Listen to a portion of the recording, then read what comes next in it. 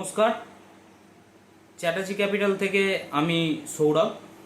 আজকে একটা প্রশ্ন এসছে আমাদের ইনস্টাগ্রাম মেসেজের মাধ্যমে একজন প্রশ্ন করেছেন, সুমিত দাশগুপ্ত, ধনিয়াখালী থেকে। তো ওনার প্রশ্ন হচ্ছে যে দাদা, আমি ইন্টারডেও করি, আমি স্টক কিনি, আমি মিউচুয়াল ফান্ডেও ইনভেস্টমেন্ট করি, আর আমি টুকটাক এফএনও করি। তো এই যে চারখানা সেগমেন্টে আমি ইনভেস্টমেন্ট করি, তো আমি ট্যাক্সটা কিভাবে আমার ক্যালকুলেট হবে? তো প্রথমেই ভাইকে বলি, খুব সুন্দর প্রশ্ন তোমার। তো আমরা যে পোর্টফোলিও রিভিউ করি বা ট্যাক্স প্ল্যানিং করি, সেইখানের থেকে আমাদের যেটা আমরা দেখেছি যে তুমি যখন ইন্টারডে করছো, ইন্টারডেতে তোমার যে ক্যাপিটালটা গেন হচ্ছে বা তোমার যে প্রফিটটা হচ্ছে, সেটা কিন্তু তুমি যে নর্মাল ট্যাক্স স্ল্যাবের মধ্যে পড়ো সেইখানেতেই ক্যালকুলেশন হবে।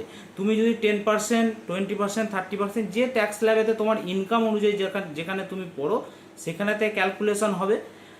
আচ্ছা, ডেলিভারিটা হবে, ডেলিভারি মানে হচ্ছে সুইং ট্রেড তুমি করো, তো সুইং ট্রেডের ক্ষেত্রে যেটা হবে সেটা হচ্ছে তোমার long term capital gain tax এবং short term capital gain tax. এটা কিন্তু শর্ট টার্ম ক্যাপিটাল গেন ট্যাক্সের মধ্যে হবে।